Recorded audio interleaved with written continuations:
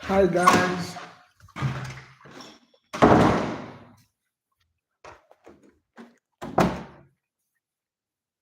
welcome to today's live session.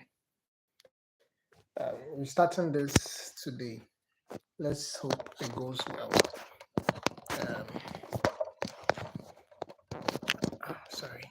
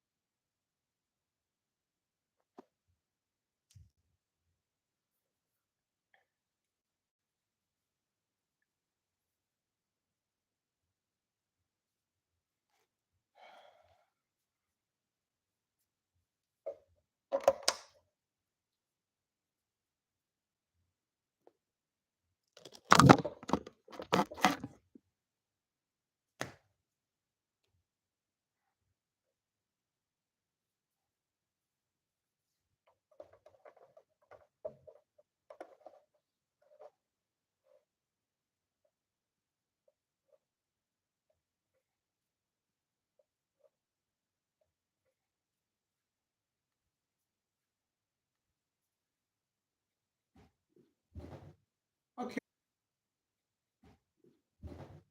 okay. I think this is too far.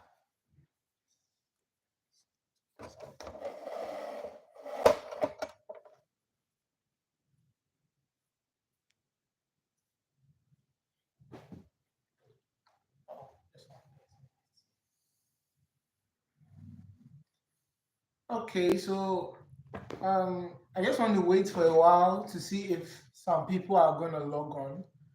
So once I get some few numbers, I think it will be prudent for me to start. And then those who will miss today's discussion, because it's a live program, they can always watch it anytime they want. Okay. So, like I said, I don't know if you can hear me. If you cannot hear me, you can comment on the comment in the with our comment section so that I can get to find out if you can hear me or not. Okay.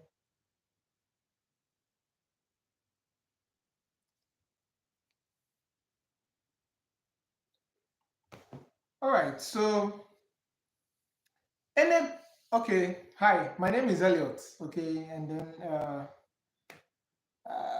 Elliot Bueno. That's my name, and then I want to have this kind of interaction with you guys to help some of you who have probably attempted, how do you call it, MDC exams once or twice and have not successfully passed. Or maybe if you are probably already in school and you want to have high in depth of knowledge when it comes to clinical skills, or let's say you're already practicing but you want to revise the STG again, then this session is for you. Because I myself, memorizing this whole thing, passing the MDC is all about chewing this whole thing. It's all about memorizing this whole thing, getting to know the exact um, test exact investigation that is usually being requested per every case.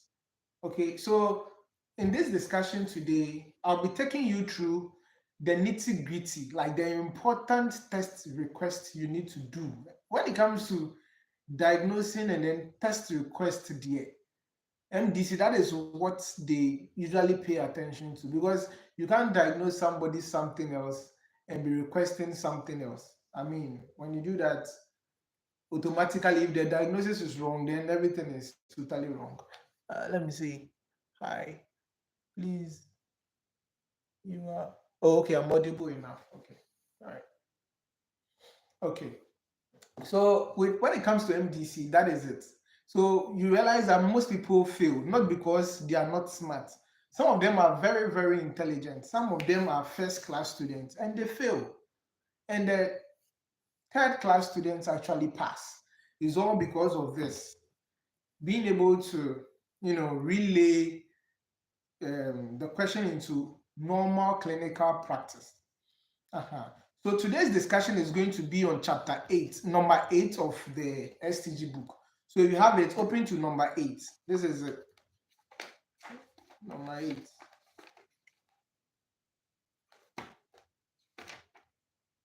Okay, so number 8, we are discussing disorders of the gastrointestinal tract.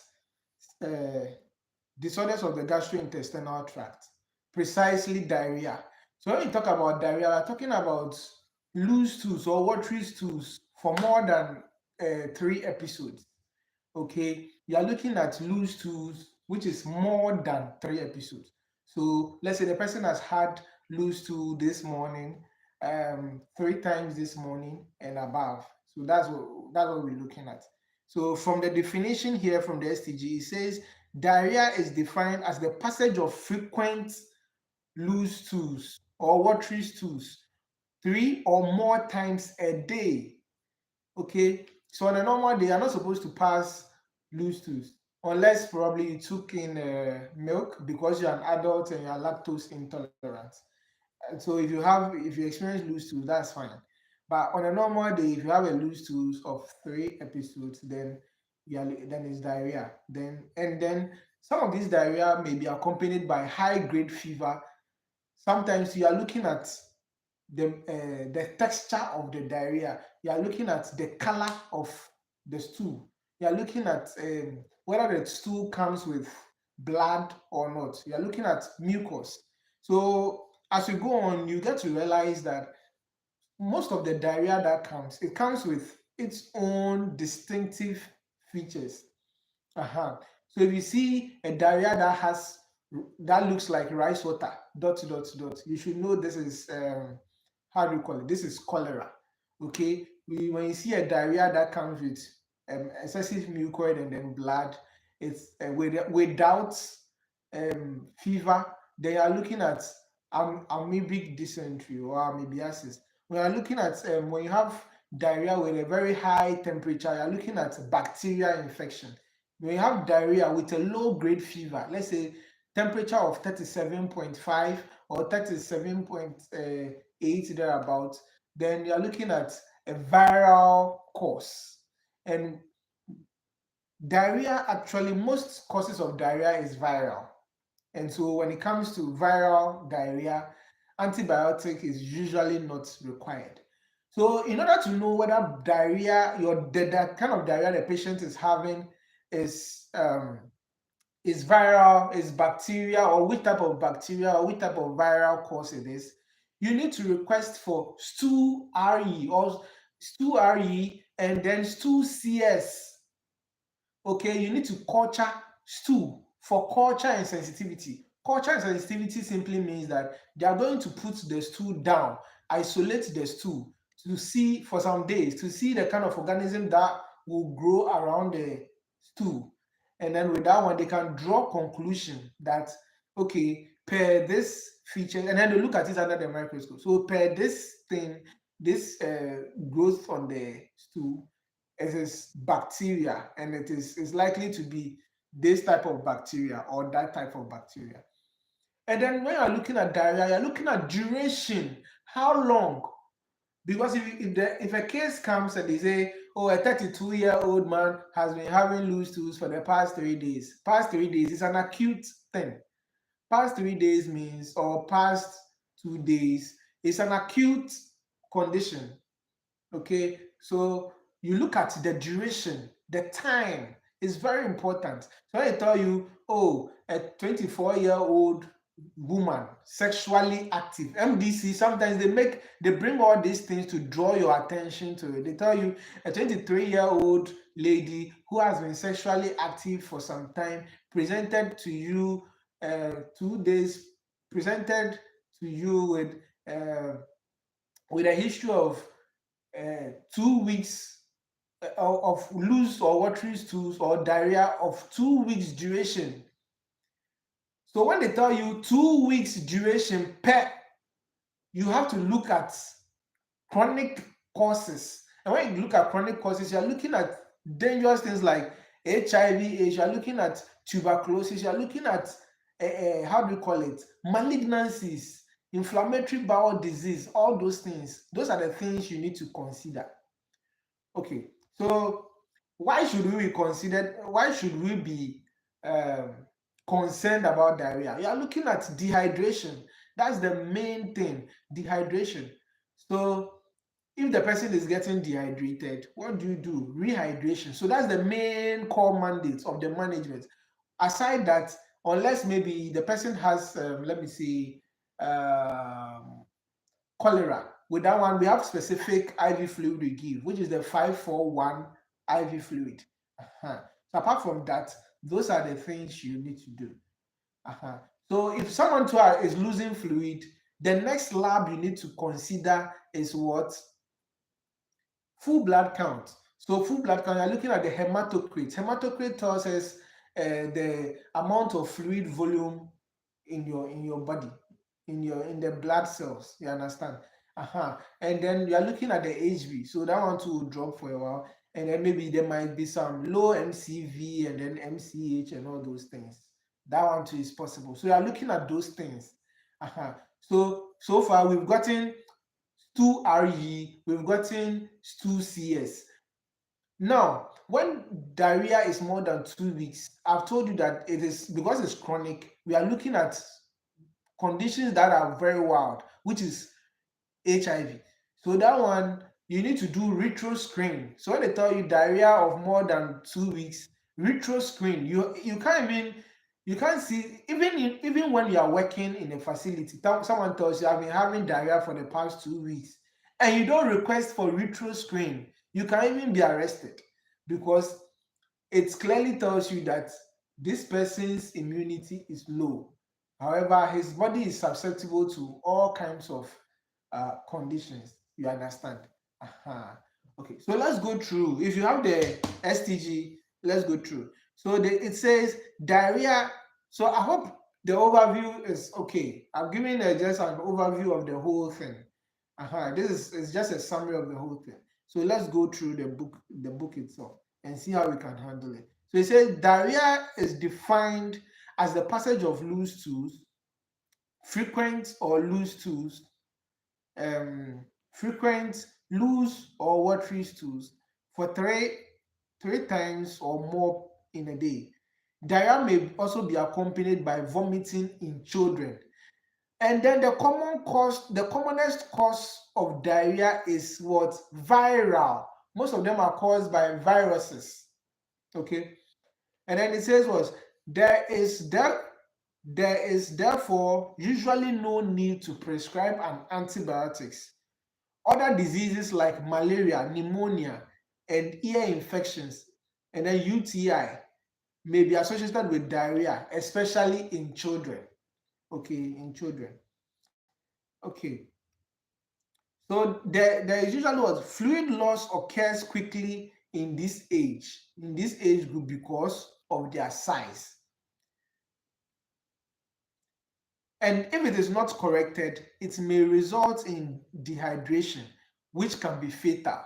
And when we are looking at dehydration, we are looking at renal involvement, we are looking at kidney involvement, we are looking at renal failure, we are looking at renal failure itself. And when you are looking at renal failure, you are looking at urine output, urine output, okay, urine output. So urine output um less than 100 mils per 24 hours is called anuria. Urine output less than 400 mils per 24 hours is called oligouria. Urine output more than 2000 mils per 24 hours is called polyuria.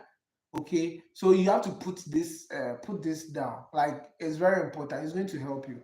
So as part of your management plan for every diarrhea case, you should be monitoring urine output. So you wouldn't even be wrong if you request for urine RE, urine routine examination, as part of your lab request for a case of diarrhea, because you want to know the kidney state. And then as part of that, you can also request for what?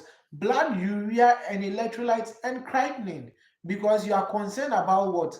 The state of the kidney, because the person is losing fluids.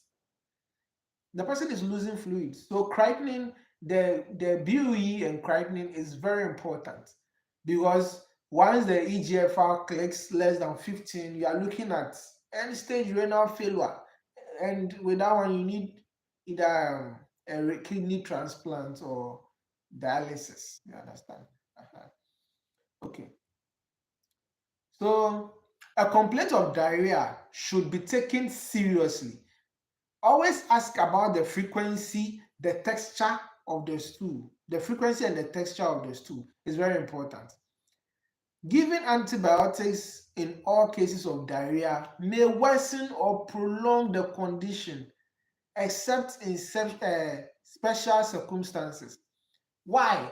This is why you need to do stool CS, because if you go and do, you just put the person on a certain antibiotics, let's say antibiotics A, and the organisms are actually resistant to that particular antibiotics. They are not sensitive to it, and you keep on giving that patient such an antibiotics, it will get worse. They will even become more resistant, and the other antibiotics you are going to give will not work.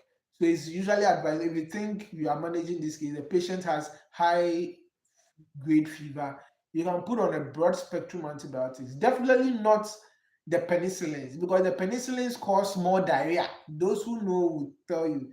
Penicillins, amoxicillin, or amoxicillin, all those things, they cause diarrhea. So you avoid, uh, unless it is very indicated, you avoid it.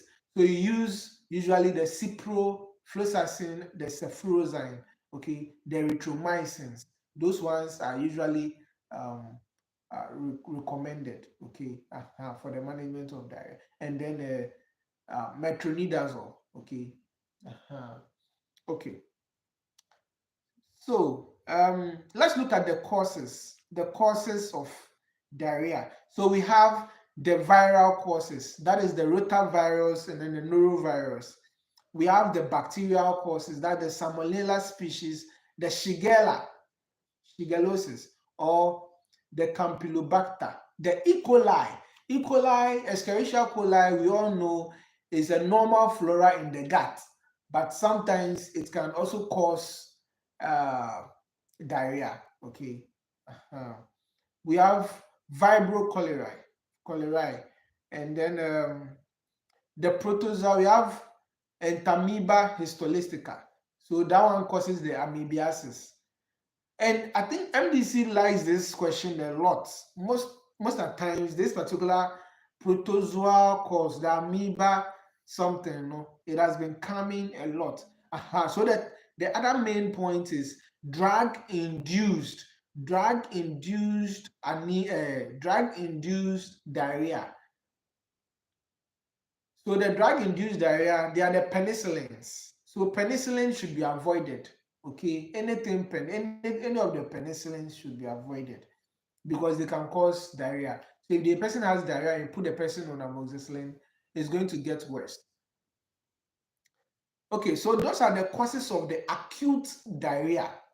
So someone comes, diarrhea less than 2 weeks. These are the organisms you are looking at. So if someone comes with diarrhea more than 2 weeks, then you are looking at HIV infection. Okay, we are looking at chronic infections such as amoebiasis. We are looking at tuberculosis or other opportunistic HIV infection. We are looking at functional causes, that's such as irritable bowel syndrome, very important. We are also looking at inflammatory bowel disease such as ulcerative colitis, and then Crohn's disease. And then malabsorption syndrome, also very important. Chronic pancreatitis, also very important. So, and then malignancies in the colon cancer, all those things. Then the endocrine part two, you're looking at hyperthyroidism, and then diabetic autonomic neuropathy. So because of the diabetes, the vagal nerve is what supplies vagal nerve, that's the cranial nerve 10, that the one that supplies some part of the stomach with all those with nerve supply and all those things. So once the person has diabetes and all those and there's neuropathy involvement, it can affect those nerves, and then the body can switch to parasympathetic um, nervous activity, and so the person is going to be having more frequent diarrhea than normal. Uh-huh. And then we have drug induced. So we are looking at laxative, okay, and then other NSAIDs. So a quick recap. So when we look at diarrhea, we are talking about acute diarrhea and chronic diarrhea. When you have acute diarrhea, the lab you can request full blood counts, urine RE, stool RE. Those are for acute diarrhea. And then you can do maybe BUE and creatinine, that is if you want to. And then you can also do how do you call it? Um, Urinary, okay. Uh-huh. But when you look at cases like chronic diarrhea, that is diarrhea more than 2 weeks, then you're looking at probably HIV infection, you're looking at tuberculosis, you're looking at GI lymphomas, you're looking at malignancies, malabsorption syndrome. All those things are very important. Irritable bowel syndrome, all those things are very important. Uh-huh. So, what are the symptoms of diarrhea? The symptoms are frequent loose stools, and then blood or mucus in the stool. So if you see blood or mucus in the stool, I told you we are looking at in the direction of amoeba. Okay, and then presence of fever. So I told you about presence of fever. If the fever is low grade, you are looking at viral. If the fever is very intense, high amount, maybe temperature of 38.5, temperature of 40, you are looking at bacterial cause. Uh-huh. Bacterial cause. And if the temperature is within normal range, or it's sometimes when it is normal, the temperature is normal, it's within range, they are looking at amoeba because it's a protozoa. Uh-huh. Okay. So also as part of the symptoms, we are looking at reduced urine output, and then it may be associated with vomiting. That's very important. Other signs includes anemia, weight loss, anorexia, oral lesion. So when you see an oral, in fact, if you see anybody with oral lesion more than, and then or let's say oral ulcers more than 2 weeks, you need to investigate. You need to do how do you call it? Um, retro screen is very important. Retro screen for such cases is very important. Okay. Um, let's see. Okay, other signs is dehydration. Capillary refill time will be more than 2 seconds. Though they may be tachycardia or posterior hypotension. The thyroid gland may be enlarged. There may be an abdominal mass. So abdominal mass, you are looking at pulmonary, extra pulmonary tuberculosis. That's tuberculosis of the abdomen. Intestinal tuberculosis is very important. You might palpate such a thing. Or if it is caused by a cancer, when you palpate, you might see the you might palpate a mass. It might be firm, it might be soft, it might be hard. Okay. Uh-huh. And as a clinician, you should be able to tell if the mass you palpated was firm or it was soft. Uh-huh. It's very important. Just a moment, please.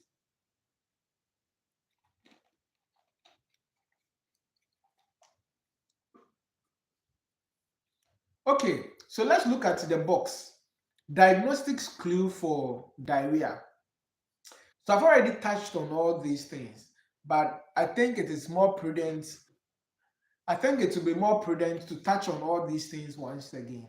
Okay, so diarrhea with vomiting. If you have the page, move down.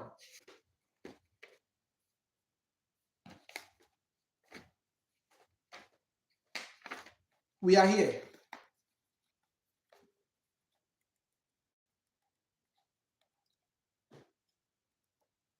So if we are here, so that's page 12. Page 12. So we're already there. So in case you are not following, you can jump to that stage, and then that will also give us an overview of whatever that is happening. So diarrhea with vomiting, low grade fever with no mucus or with no mucus in the stool, you need to consider viral. So when the temperature is not too high, let's say 30, 37.7 or 37.6, 37.8, those are low grade fevers. Uh-huh. Okay, someone said something. Yes, please. Okay. So those are low grade fevers. And so those ones, they are viral. Okay, viral causes. So when you look at the second point said diarrhea with vomiting, fever, abdominal cramps, blood, and mucus in the stool, you need to consider viral infection. So we're looking at, bacterial infection. Abdominal cramps associated with blood and mucus in the stools, you need to consider um, bacterial infection.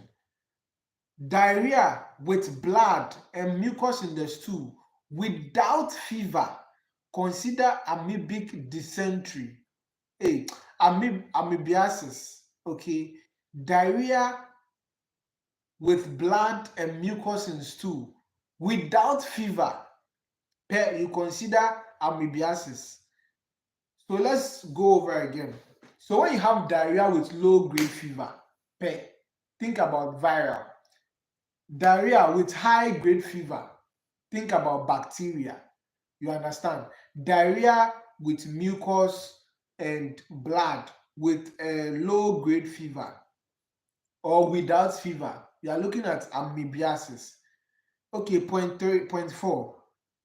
Profuse diarrhea present, which looks like rice water, omotuo, or anything else, with vomiting, consider cholera.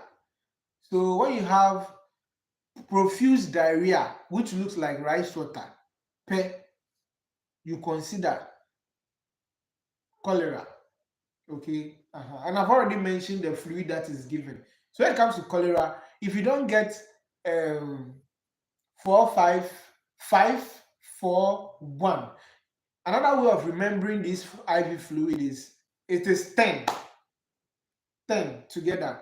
So 10 minus 5 minus 4 minus 1, that is what? 10. 5 plus 4 plus 1 is 10. Excuse me, I'm coming. Just a moment.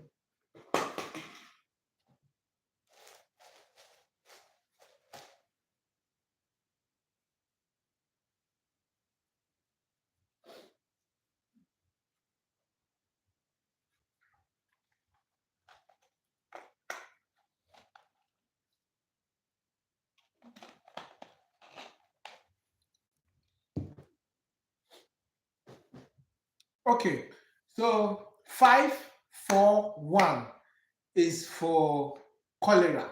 5, 4, 1.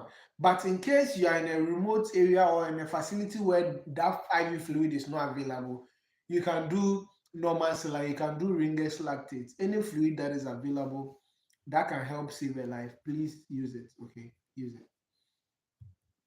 Okay, and then diarrhea with excessive vomiting, especially if in more than so if you study public health, they'll tell you about point source, or I've forgotten the rest, but we have something called point source. That's where everybody went to eat something. Let's say you went to a party, and after that party, everybody started having diarrhea.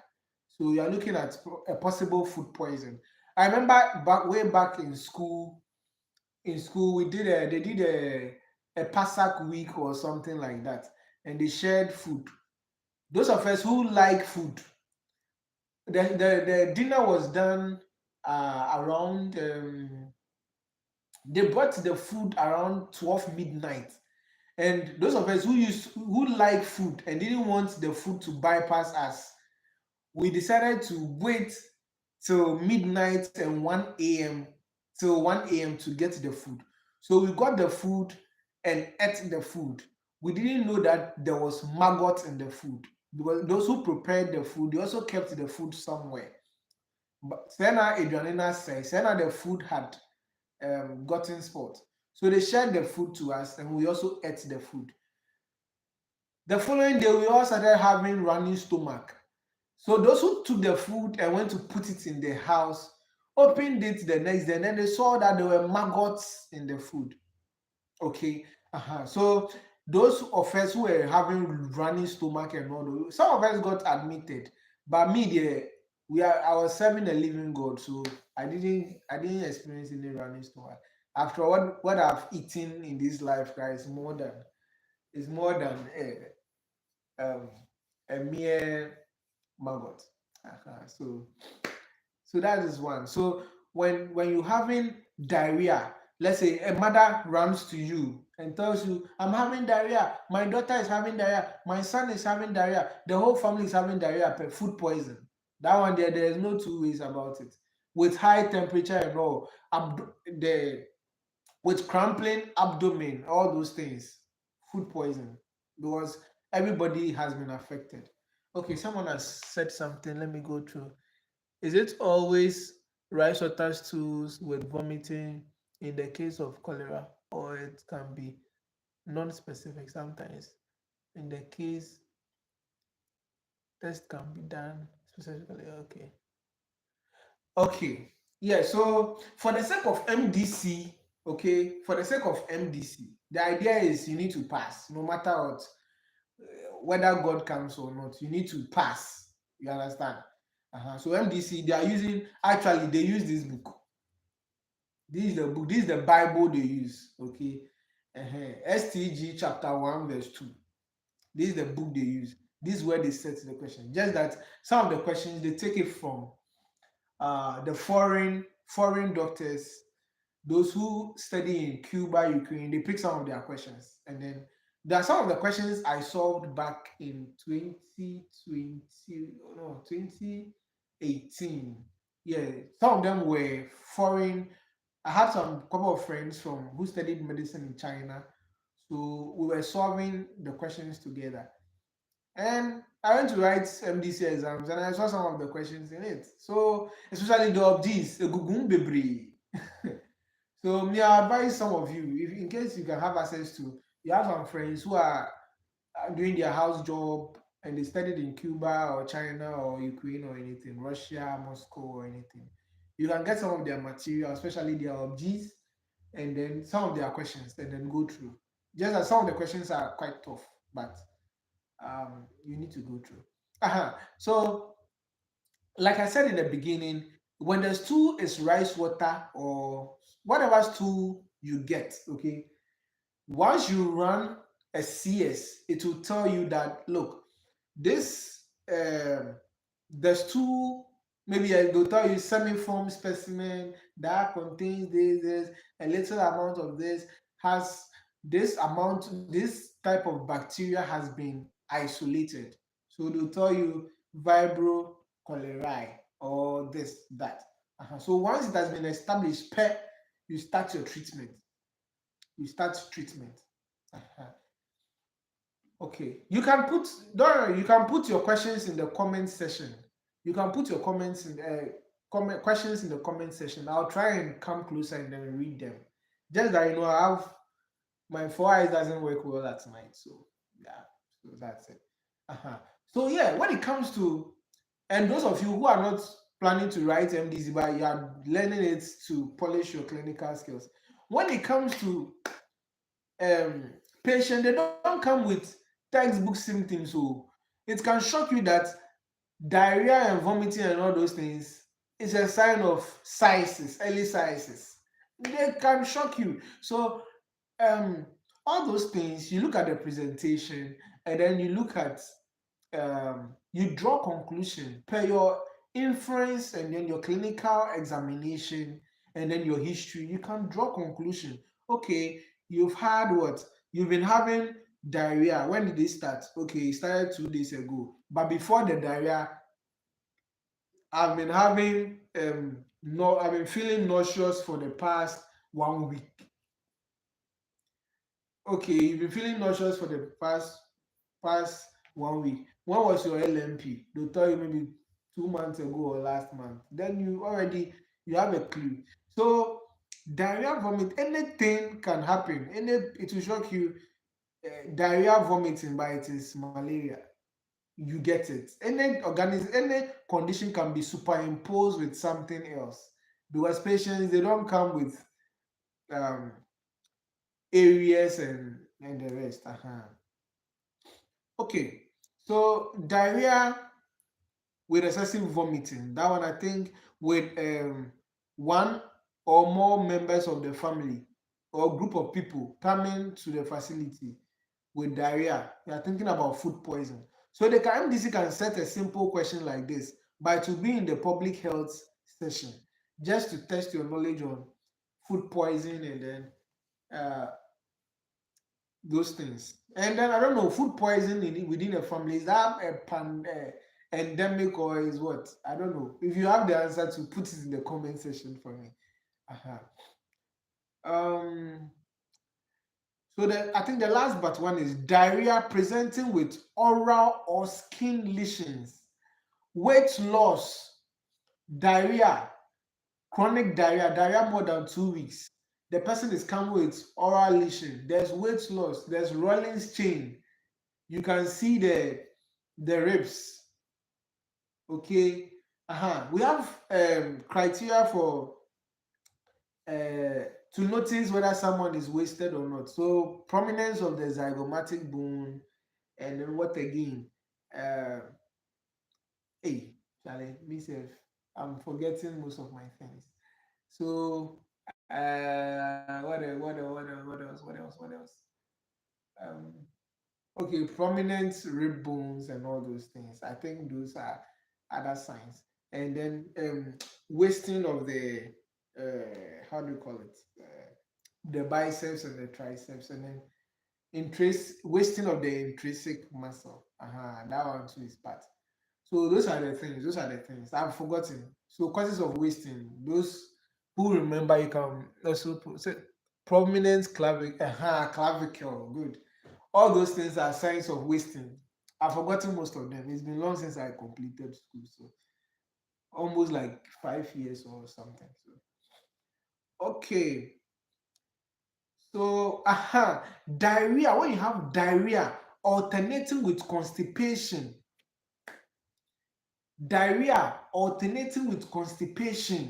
such I've encountered such conditions before. I've seen most of the clients with such condition. They tell you today they have diarrhea, tomorrow they come and tell you they've had constipation, tomorrow next they have diarrhea, tomorrow next they have constipation. When they keep having that kind of intermittent, reoccurrent presentation, you have to think about malignancies, GI malignancies. It's very important. Today they have diarrhea, tomorrow they don't have diarrhea again, they have constipation. But however, some of them might, when they have diarrhea, they'll go and take loperamide. And when they take the loperamide, they'll take the loperamide probably an overdose. They'll take it 2 morning, 2 afternoon, 2 evening, 2 in the night, and so they end up having constipation. That one 2 day. Okay, so it's endemic. Oh, okay, thank you. So when it's they can also take such loperamide, and then they'll end up having constipation. That one is there. But when you have it, them coming over and over again, today they have constipation, tomorrow they are looking at GI malignancy. So with that one, you can either do a scan or a CT scan. Usually, ultrasound scan doesn't pick it up. But a CT scan can pick it up. Also, you can do with such a case, you can do occult stool for occult. you take the stool and do an occult bleeding test, stool for occult. I think that's how they call it. And then you'll be able to see if there's some malignancy as well. That should, it should give you a clue. Yeah, that's one. Okay. So when you request for stool for occult bleeding, I think when you do it, will tell you that okay, there's some, someone is having, there's an occult, but GI malignancies too will be presenting with some form of severe anemia. So in that case, you need to like examine the patient very well, and then if you palpate, you might be lucky enough to find a mass. Okay. uh So then the next thing is assessment of dehydration. I think this thing, yɛakyerɛ saa wɔ school, but you let me touch on it again. So with the dehydration, we are looking at no dehydration. That is when someone is living his normal life. He has no form of dehydration, he's not dehydrated. And then we are looking at those who have some form of dehydration. They have some form of dehydration. And then we are looking at those who are severely dehydrated. So consider those who are severely dehydrated. When they say severe dehydration, consider them as somebody who has probably is so weak and has stroke, or somebody who is very, very weak and cannot do anything. So somebody who is very, very weak and cannot do anything, he looks lethargic, he looks unconscious, he looks floppy. Why, yeah, okay. So with no dehydration, the person looks, the condition, he looks alert, he looks well and alert. But with mild to moderate dehydration, the person looks restless. So when it comes to signs of dehydration, usually you see it from mild to moderate and then severe. So when a person is has mild to moderate, that person has some form of energy.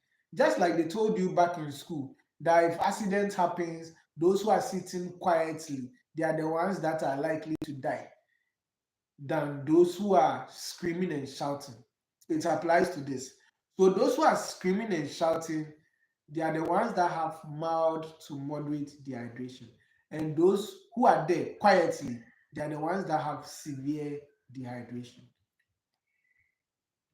So those who look restless and doing all those things, I'm thirsty. Those people have, they are mild to moderately dehydrated. And those who are there lying down quietly, unconscious, as if they are the Sahara Desert, they are severely dehydrated. For those people, if you don't do anything, they'll die. So such a person, in fact, you need to even pass catheter to monitor urine output, to do biliary creatinine, start fluid resuscitation fast.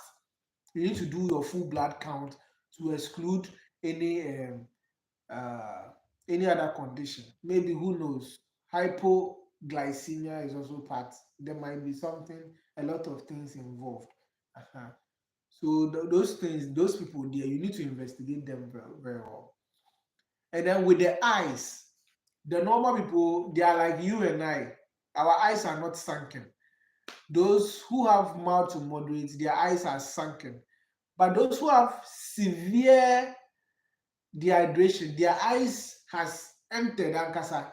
Very, very, it has entered ankasa. So those who have severe dehydration, and their skin looks what? Very dry. So let's look at mouth and tongue. So with the normal people, they have, their tongue is moist. Those who don't have, they have mild to moderate, their tongue is usually dry. And then those with severe dehydration, their tongue is severely dry. Very, very, very dry. Okay. So those who don't have some form of dehydration, they drink water normally. They are like me and you. No dehydration. We drink water when we want, slowly. But those who have mild to moderate dehydration, they feel thirsty. So they drink eagerly, they drink water as if there's no other water in this world. And those who are severely dehydrated, because they look weak and floppy or weak and unconscious, they drink poorly or they don't drink at all. They can't because they want to even give up on life. They are tired. They want to die. So they drink very poorly. Some of them because they lose their swallowing reflex. This is because once you lose water, you are losing electrolytes. Electrolytes, they are the ones that helps in you know pumping of the hearts and all those things. Yeah, it's very important. Uh-huh. Electrolytes should contain all those things. Calcium, magnesium, they should contain sodium, potassium, those two things. Very important. Uh-huh. Also, you have to always remember that calcium always moves with magnesium. Okay. And then calcium is always against phosphorus. Okay. So you need to take note of all those things. So it helps you to know um, renal osteodystrophy when someone has maybe kidney um, renal failure due to hypocalcemia. There'll be um, hyperphosphatemia. Okay, phosphorus will increase, and then calcium will drop, so the bones become very weak. That is just by the way. I'm just saying it so that you can keep all those information in your mind. Okay. We have with the skin, when you pinch the normal person, the skin goes in back. When you pinch those who have severe to moderate dehydration, the skin goes back slowly after pinching. But when you pinch the normal people, it goes back right after you pinch, it goes back.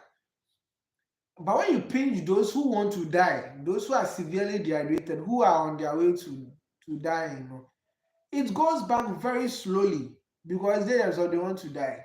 So it goes back very slowly. They are on their deathbed. Okay, okay. So the um, patient has no signs and symptoms of dehydration.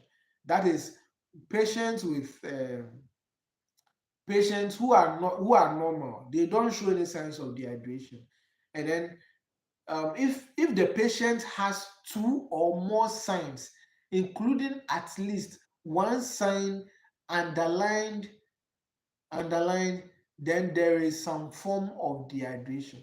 So with this one, they are telling you that if the patient, all the signs that has been listed, if the patient has two or more, that is sunken eyes, loss of skin tegor, very thirsty, all those things. The patient has two or more of those signs, including at least one one sign underlined, then the person has some form of dehydration.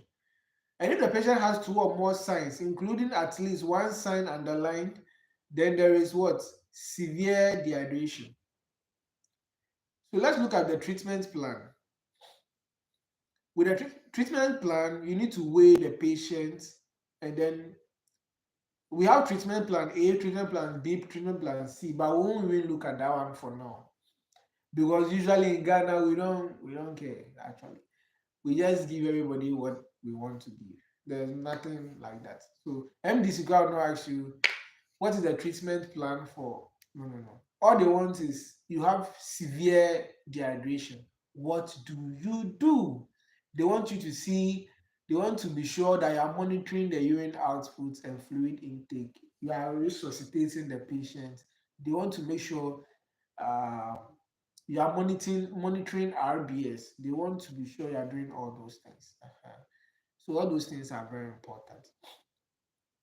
So let's look at the investigation. So I've already mentioned all these things already, but I'll still touch on them. So investigation, you are doing full blood count. It's very important. LBC, very important.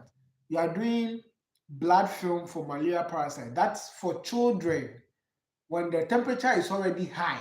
Let's say they come with 38 point something or 30 something point something, and they're having abdominal pain. Remember, abdominal pain can be a sign of splenic rupture or something.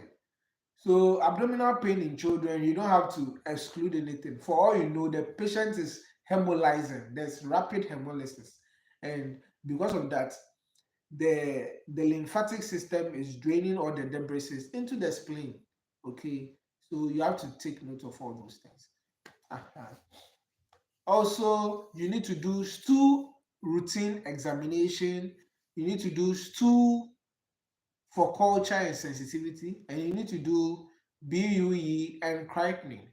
So, so if you're writing any exams, okay, and they tell you the person has had some form of diarrhea, then the main first thing you need to do first, it is what are you dealing with? You are dealing with stool. So the first thing you do, stool RE, stool CS, full blood count. You will not die if you request for this. But the thing is, the case count, they said diarrhea of 3 days, and you are requesting for retro screen. Why? Who does that? But when it is diarrhea for 2 weeks and you request for a retro screen, that makes sense. But if it is diarrhea for 2 weeks, they expect you to do full blood count, stool RE, maybe it's 2 CS, and then blood urea, electrolyte, and creatinine. You can also do um, urine RE, okay, just to exclude what? UTI in children. Uh-huh. You can also do BF, especially in children. Okay. So the treatment objective is to prevent dehydration, to replace fluid loss, to maintain nutrition, to ensure adequate dietary intake, and to maintain personal hygiene, all those things, yeah. Blah, blah, blah, blah, blah, blah. So when it comes to diarrhea, the ideal fluid that needs to be given is normal saline. Okay, when it involves vomiting, then Ringer's lactate is recommended. But when it is diarrhea, normal saline. When the diarrhea is rice water like and it is suggestive of cholera, you give 5-4-1. Okay, let's go on.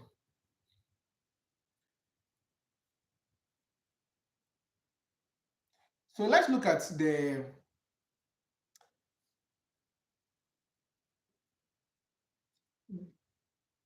bacterial gastroenteritis. So this condition actually is gastroenteritis. But let's look at um, when your diarrhea is being accompanied with cramping of the abdominal cramps and high grade fever and blood and mucus in the stool. What antibiotics do you give? So you give Cipro. Okay, you give Cipro. That's the first line. Over here, they are saying it is 50 milligram per kg, but I think in some book is 20 milligram per kg. I think Oxford Handbook or something. Someone can cross check. Okay, for children, I think that's 20 milligram per kg.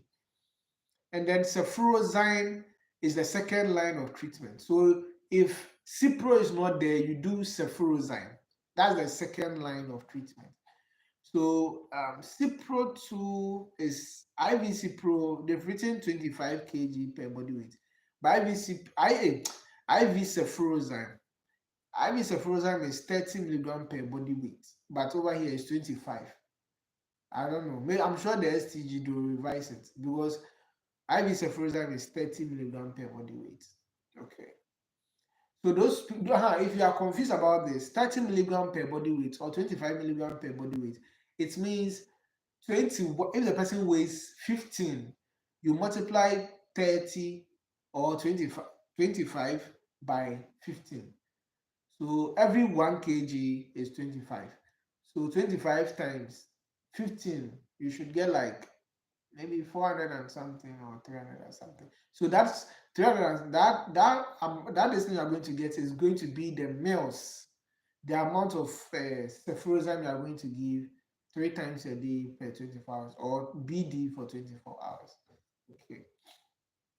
All right. So let's look at the third medication you can give. Okay, so I think it is Cipro and cefuroxime. Those are the main antibiotics you can give. But when it comes with amoebic dysentery, okay, you are looking at metronidazole. Metronidazole. When it is cholera, you give tetracycline.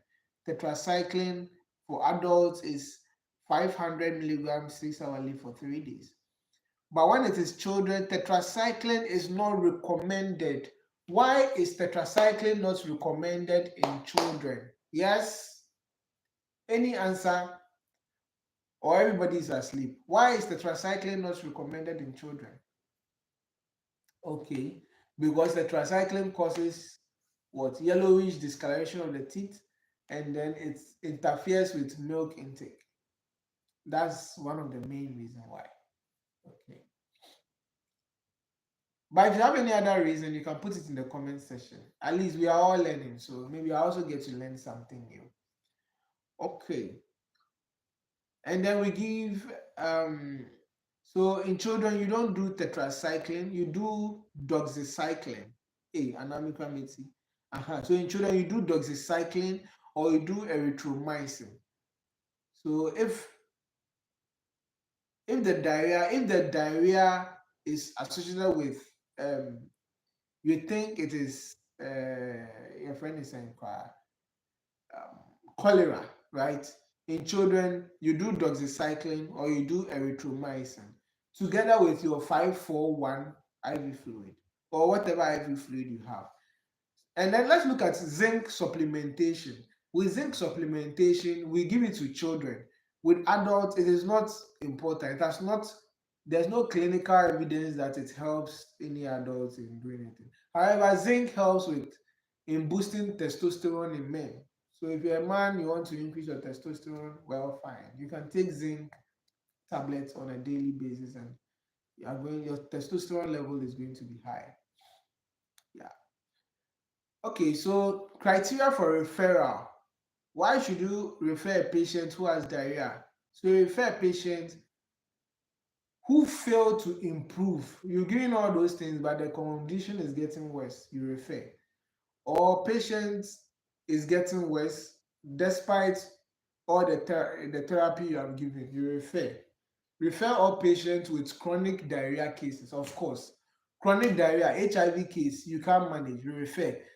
Irritable bowel syndrome, refer. Cancer of the refer.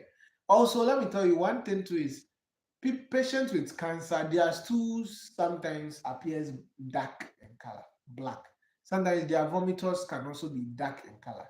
So those things might not be in this book, but per clinical practice, you might encounter them. They are as black as charcoal, together with all those things. They are very black. Uh, that is because they are probably bleeding up there or somewhere in the stomach. I mean, okay. So let's move straight to with a fluid therapy. I don't think it's important, but if it is important, you can let me know. Maybe some other day I can touch on it. With a fluid therapy in children, we can discuss that later. Let's move straight to rotavirus disease. That is number 9. Rotavirus.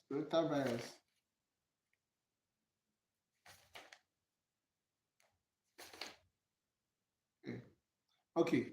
So rotavirus, page 18. Page 18. Rotavirus, page number 18. Okay. So rotavirus infection. So they are saying rotavirus is the most common cause of severe diarrhea in young children. Don't worry, we'll finish very soon. Okay, we'll finish very soon. I want us to finish the book very fast, even though some we might not be able to cover all. But if we do rotavirus today, tomorrow we'll be left with constipation and all those things, and we'll finish the gastrointestinal tract very soon, and then we'll move to the things you people like most. Okay, so rotavirus is the most common cause of severe diarrhea in children. It accounts for more than a third of all hospitalization of children less than 5 years. It occurs year round with peak and then it peaks between December and March. Children who are affected are usually within the age of 2 and 3 years, and reinfections are usually very common. So that is rotavirus for you. Rotavirus has we have 5 types of rotaviruses. For some reason they didn't list them. Well, my um immunology teacher or virology teacher didn't teach me that, so I also skipped that one. So what are the signs of rotavirus? Fever, vomiting, profuse watery diarrhea, and thirst. The thirst means that the person is thirsty. That is what? Mild to moderate dehydration. Okay. Profuse diarrhea, some level of fever, and then vomiting, mild to moderate. Okay. With the signs, you see sunken eye, diminished skin texture, altered mental consciousness, depending on the degree of dehydration. Altered mental consciousness, we are looking at severe dehydration. Okay. And then with the investigation, we have the enzyme immunoassay. So if a patient comes and then you think it is rotavirus infection, the test you can request for is called enzyme immunoassay. That is EIA. Okay. So with that one, the treatment is mainly correction of fluid and electrolytes. That's the main treatment because it's a viral thing.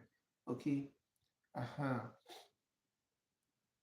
So the non-pharmacological treatments, if it is a baby, you continue breastfeeding, you optimize the feeding practice, you continue giving porridges, coconut, and all those things. It's basically fluid therapy, and the patient is going to get better.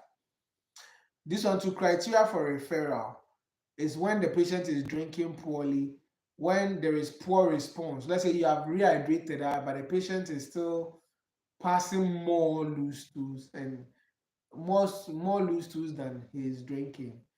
Those are the criteria for referral.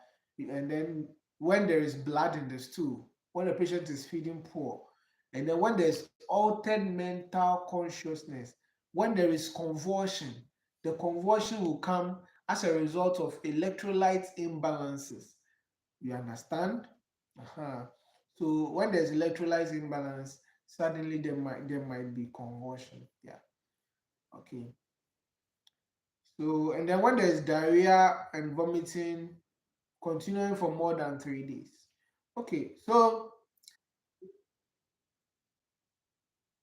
prevention. We have 2 doses of rotavirus vaccine, which is usually given 6 to 10 weeks. Is effective to prevent rotavirus diarrhea. So all those things, yeah. When you go for weaning, you give all those injections. Okay. So, ladies and gentlemen, me, I'm feeling sleepy. My eyes are heavy, but we need to do this kind of omega hour, or let me say gamma hour or something. This is not alpha hour. This is omega hour or gamma hour. Yeah. So we have come to the end of today's discussion. Uh-huh. Always make sure that with your diarrhea cases, in order to be a very good clinician, you need to monitor urine output. Very important. Fluid resuscitation. Very important. You need to monitor RBS. Very important. Monitoring the mental state of the patient by doing what? Using Glasgow coma skills. Very important. You need to do all those things. Very important. Anyway, so we have come to the end of today's discussion. Probably tomorrow when I'm free, I'll put some questions on the page and then we'll see how we go about it. Thank you so much for having me, and I'm so happy to have you too. Bye bye. Have a wonderful day. It's already morning, so good morning. Bye. Okay, so if you have any question, you can drop it there, and then maybe I'll reply you with a text later. All right. Have a wonderful evening. Bye.